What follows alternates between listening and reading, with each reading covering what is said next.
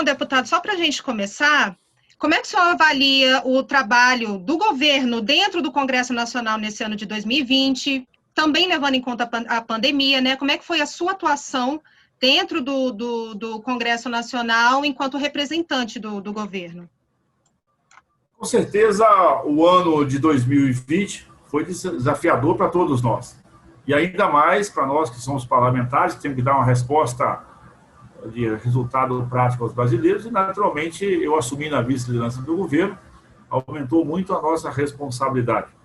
Eu digo que o Brasil, mesmo com seus desafios internos, principalmente de infraestrutura, de segurança, sistema de saúde, conseguiu dar uma resposta à altura do que era possível e até sobressair.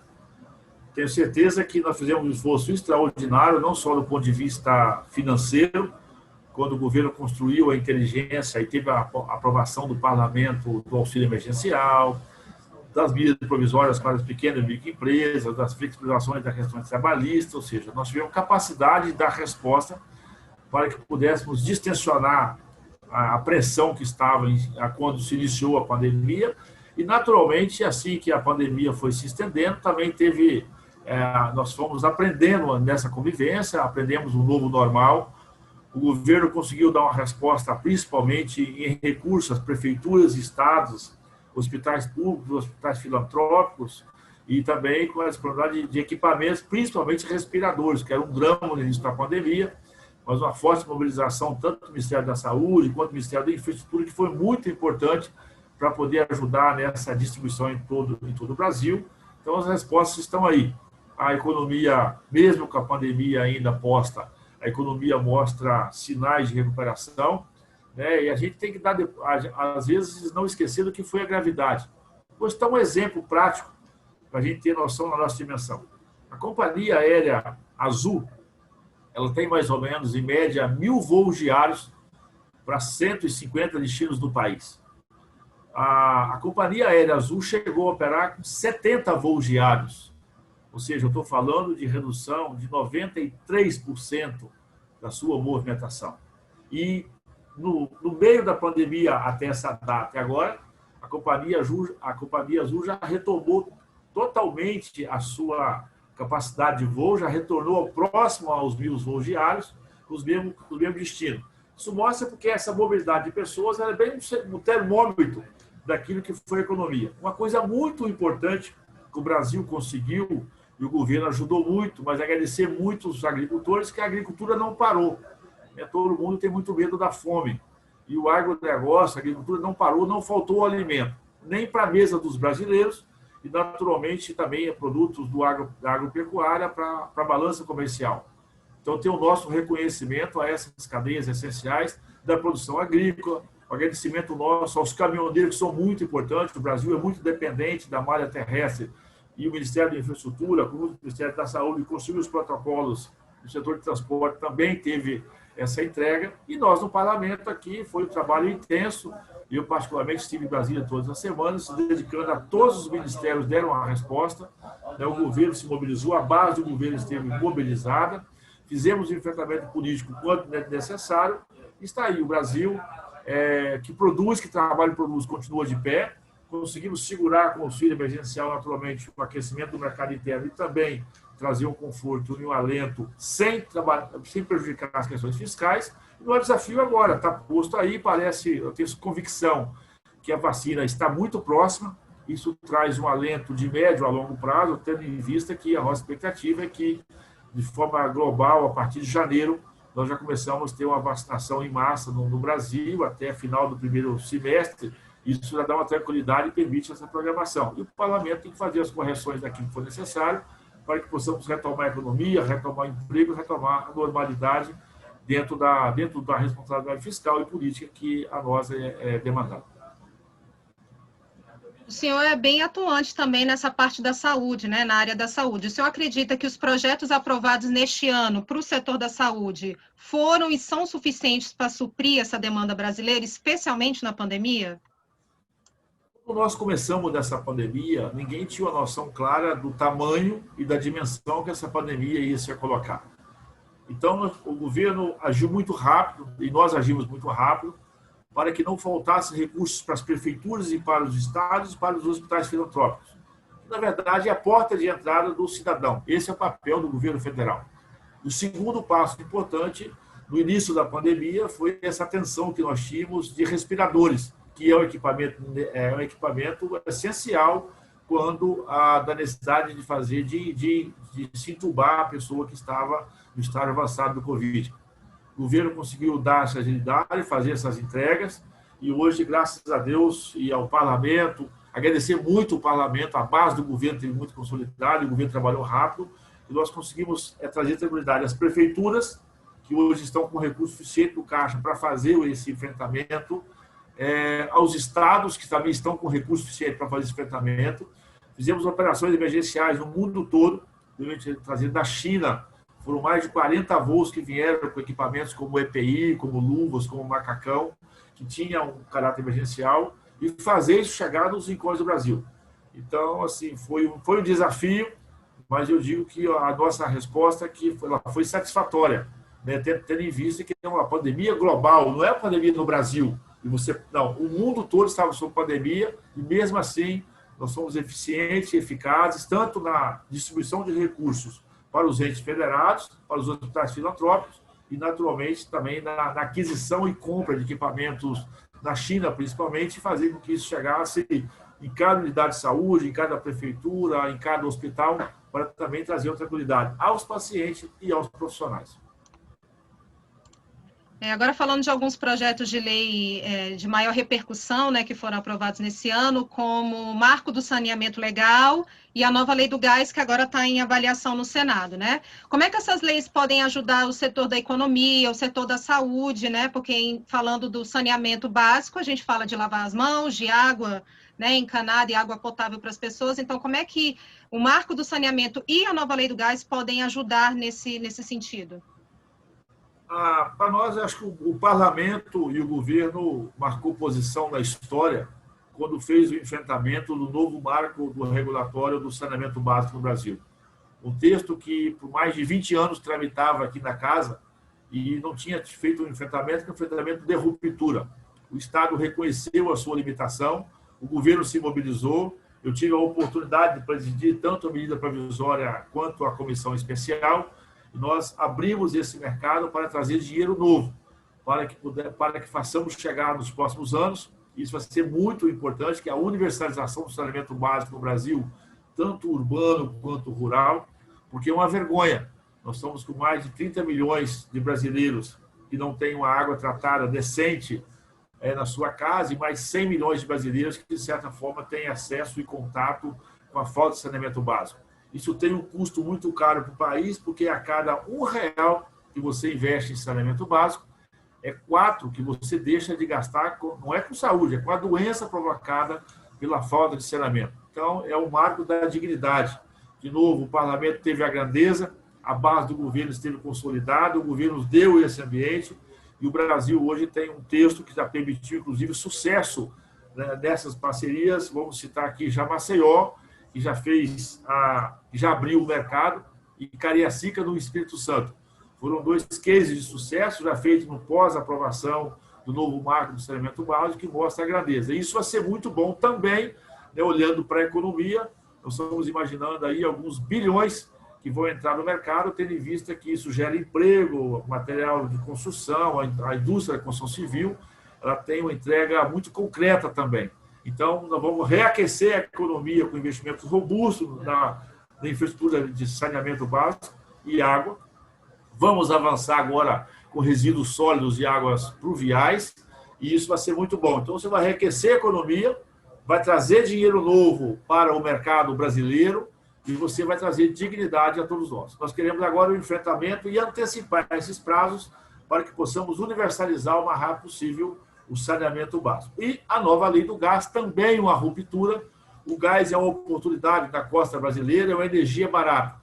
Nós queremos reindustrializar o Brasil com energia barata. A nossa energia ela é muito cara, e quando a energia é cara, ela gera desemprego, ela tira a competitividade da indústria brasileira e aumenta demais o custo de produção.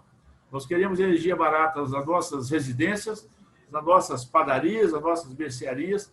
Queremos energia barata como gás, como combustível, e, naturalmente, queremos ele na produção da energia para poder chegar na indústria. São dois marcos de ruptura muito importantes, que se soma a um somatório de coisas. Posso colocar aí o novo marco da cabotagem, que está avançando também, para que possamos criar esse ambiente de oportunidade entre os portos brasileiros.